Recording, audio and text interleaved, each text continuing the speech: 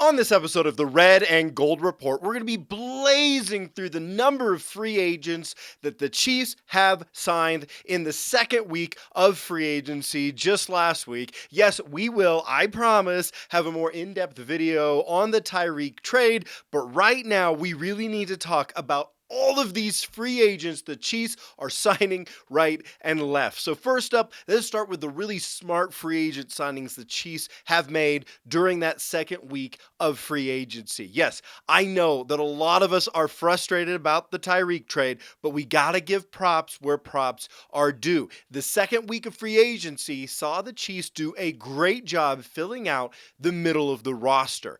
By that, I mean that these are guys who are going to be the first off the bench type of guys that are probably going to compete, maybe a few of them for a few starting spot. These guys aren't the big name signings that the media really pays attention to, but if you actually like football, if you actually love your Chiefs, these are really important signings for us. Now, my favorite one of these is that the Chiefs have signed former Texans and Washington offensive tackle Jaron Reid. It's a one-year deal for about $1 million, and this is an absolute and utter steal of a signing for our Chiefs. I really like this one. You got to give props to the Chiefs for this signing. Christian is a pass blocking specialist who has, the valuable ability to play left and right tackle. That's awesome. We need a guy like that. I really liked him coming out of college in 2018 when he went in the third round. He has been both with Washington and Houston, has a lot of snaps under his belt in the NFL. So if you're wondering why you haven't heard of him, though,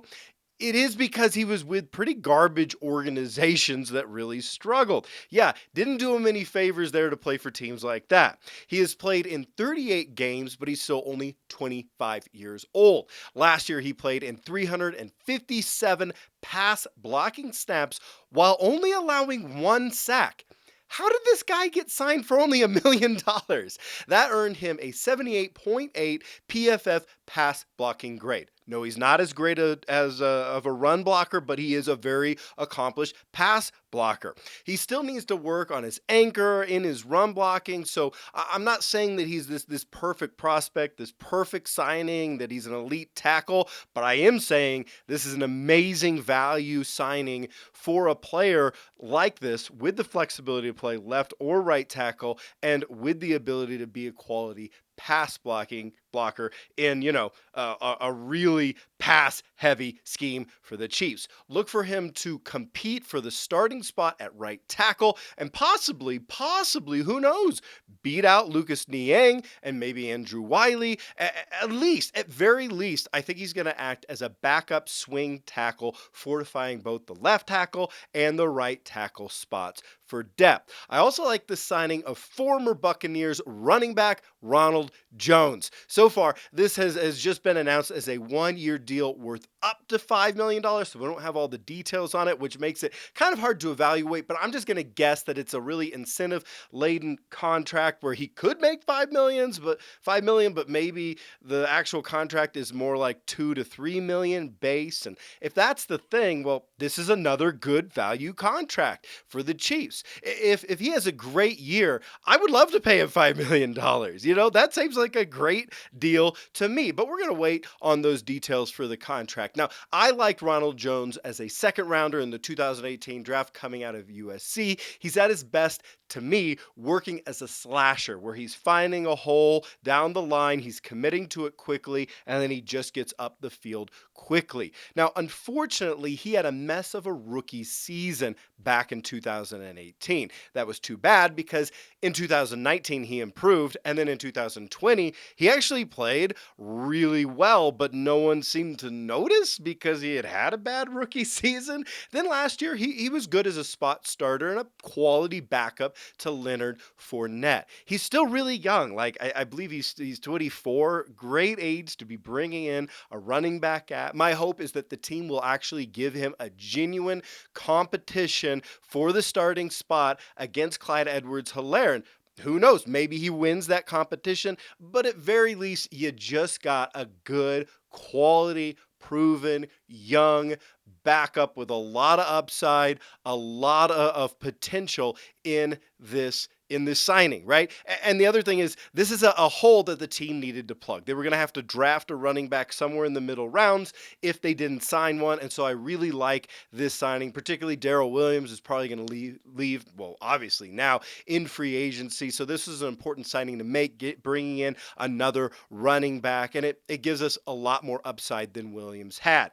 Another third player that I like, the signing the Chiefs made third to bring in former Bears defensive safety Deon Bush.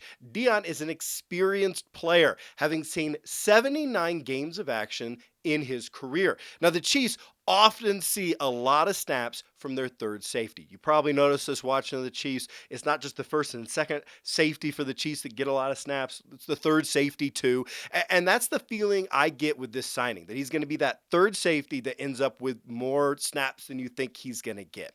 He'll be that first safety off the bench, right? In that context, I can see him doing a really good job. He's an above average player in coverage. He can hit. He's also bringing a lot to the table with special teams. Don't be shocked if he ends up being the most highly graded safety on the Chiefs for several games next season.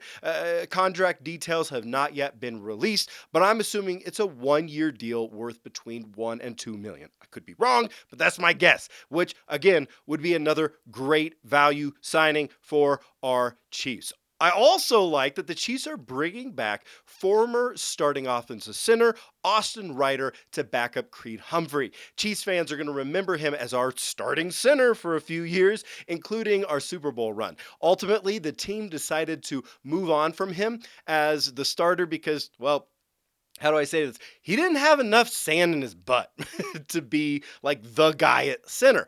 But he always played well enough to get the job done. He never really embarrassed you. So after he was not re-signed last year and Humphrey was drafted, some injuries ended up bouncing him around the league to some different teams. Again, details of the contract are not yet available, but I'm going to assume this is a 1-year deal, probably at veteran minimum. And for that money, to bring back a guy who's already familiar with the system, with a ton of experience, and who you can just plug right in, well, that's a great deal. I also like that the Chiefs are bringing back their backup tight end from last year in Blake Bell. Bell is one of the better blocking tight ends in the league. And while, again, contract details are not yet available, I'm guessing it's a 1-year deal worth between $1 and $1.5 million, which again makes this a great value signing for the team. So, as you're probably getting the idea, most of what the Chiefs did in free agency over this last week, well, they were smart backup to maybe possible starter value signings. But with all of those great deals out of the way, let me tell you about just a couple signings that I'm taking more of a wait and see approach on. It's not that I hate these signings. No. It's not that I even don't like them. I'm just a little torn on them. The first of these deals that I'm a little neutral on right now is the biggest deal that they did sign in the second week of free agency. And that's that the Chiefs signed former Packers wide receiver Marquez Valdes-Scantling. Now, the reason I'm torn on this deal is that this is a classic boom or bust sort of free agent signing. Now, could this turn out that this is a boom of a signing? Absolutely. I mean, Scantling is 6 feet 4 inches. And you think, oh, a guy that big, he's going to be slow. Oh, no. He ran the 40 at 4.37. Like, that is unbelievable. That is just like world-class upper stratosphere athletic ability. And over his 4 first years in the NFL, he averaged 17.5 yards per catch, meaning he is a very legitimate deep threat, which you think about what we lost in Tyreek, like we had to replace that deep threat ability. And that's what I'm hoping we're getting here. I mean, that's what we needed. And you got to believe, I've got to believe, I love Andy Reid, that Andy has a great plan in place for a player with that specific of a physical profile and that specific of a skill set. So yes, this signing has the potential to be a very real type of boom signing for the Chiefs. But also, it has the potential to be a bust. Now, he signed a 3-year deal worth $30 million and up to $36 million with incentives, which means that the team is expecting him to be at least the number two receiver, right? But when he was with the Packers, even though he was playing with the great Aaron Rodgers, he was never really quite able to develop into a second wide receiver. When targeted in his career, he has caught the ball less than 50% of the time. Now, because I like the guy, I want to chalk that up to how many deep routes he was running. But no matter how you try to justify that away, catching less than 50% of the balls thrown your way, that's a little rough. And over 4 years in the NFL, PFF has given him a grade of over 61 only once, and that was last year with only a grade of 66. So this is a boom or a bust type of signing, which is why I'm a little torn on it. It's more of a wait and see sort of thing. It's a lot of money to give to a player whose statistics and grades just haven't quite been there. But here's the thing. At the end of the day, I think he is an ascending player. He's a player who's getting better. I have really big hopes for him. We had to replace the deep ball threat of Tyreek Hill with somebody. And so I like the signing. I'm happy he's on the team. We're just going to wait and see if it's a boom or bust type signing. Another recent move that I think is I'm kind of neutral on, I'm a little torn on, is the Chiefs bringing back Derek Nottie. Now, there's a few reasons that I'm neutral on this. First off, we haven't received the contract details yet. It's a 1-year deal, but I've got no idea if it's like $2 million or $6 million. So I just don't know. We got to wait and see. I'm hoping that it was on the lower end of that, which would be good. I'm also neutral on this because of his performance the last 2 years. You see, 2 years ago, he played very well against the run. There was a very real spot for him on the team going forward. But then last year, he did not play well. He really didn't play well. So I'm not sure what we're getting here. He's still a young player. He could go back to his form from 2 years ago, and this could be awesome. This could be a great signing bringing him back. He could also keep playing like he played last year, and it's going to hurt us.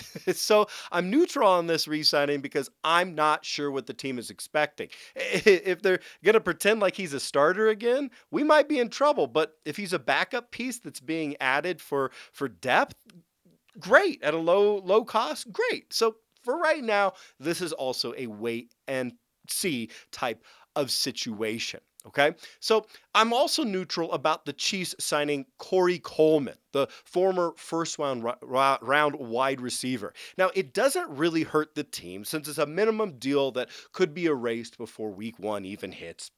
Probably is going to happen. It does present some potential because he once was very talented coming out of college. However, there's a reason he was out of the league for a while. There's a reason I don't think he's seen a reception since 2018. So I'm not expecting anything to come of this. So with those kind of neutral deals out of the way, those wait and see deals out of the way, I got to say that the only free agent, the Chiefs signed a ton of free agents. I'm happy about almost all of them. The only one that I did not like that they signed last week was the signing of former Panthers linebacker Jermaine Carter. Now, Carter had a lot of snaps last year, but he played really poorly for the Panthers. He's small and he's slow, which is kind of a bad combo. So that's the only free agent that I didn't like that they signed, okay? Next up, this move from the players that the Chiefs signed over to a few players who the Chiefs have now lost in free agency in week 2. First up in losses, the Chiefs have lost DeMarcus Robinson to the Raiders, the former Chiefs wide receiver. However, I just don't see this as a loss. I think it probably opens the door for some other guys coming onto the team that are going to fill those shoes better. Man, his drops in the playoffs, they broke my heart. So I'm not upset about that one at all. Very similarly, former Chiefs safety Daniel Sorensen has signed with the Saints, which is absolutely an addition by subtraction sort of situation for a red and gold. I mean, there were times last year where it was rough. Also, former Chiefs defensive tackle Jaron Reid has signed with the Packers, though he was only with the Chiefs 1 year. He certainly did not perform up to task last year, so that's not a loss either. But the free agent that does hurt that we lost was cornerback Mike Hughes. He is signed with the Detroit Lions. Now, the Chiefs made a great trade for Hughes last offseason. He then played a lot of slot corner for the Chiefs last year, and you know what? he played it well. In fact, he had a couple weeks where he was excellent. The Chiefs have already lost Charvarius Ward to the 49ers, meaning we have now lost two of our top four corners in free agency. And it especially stings because the Lions were able to get him on just a 1 year, $3.5 million deal, which seems so reasonable to me. Like, I wish we would have just brought him back at that. Next up, let's talk some other Chiefs news. In fun news, I'm really excited about this one. The 2023 draft is officially going to be held in Kansas City. This is going to be a blast. I hope I can go, and I think Kansas City is going to be an amazing host town to host what keeps being a bigger and bigger event in the draft. Absolutely love this. In other news, Joe Thuney has restructured his contract. Yes, the left guard that we signed last year has restructured his contract to help with the salary cap. Now, this is a good news, bad news types of situation, because the good news is that this clears over $9.6 million of cap space for this year. That's really good news. The bad news is that this now means that he is owed between $22 and $23 million a year every year for 3 years starting in 2023. Now, I don't know a single personnel expert in the league that would want to be paying a guard that sort of money. I love Joe Thuney, but like, that's a ton of money to be paying for a guard. So, okay, whoosh, I know that's a whirlwind of moves that the Chiefs have just made. But let me know which ones are your favorites in the comments below. How are you feeling now about that Tyreek trade now that we're a few days out? What do you think? What do you think is the next move that the Chiefs need to make? Let me know all of that in the comments below. And make sure you subscribe to this channel on YouTube. And if you're subscribed already, you got to hit that little notification bell or you just won't ever see these videos come up. Thanks for watching, and go Chiefs!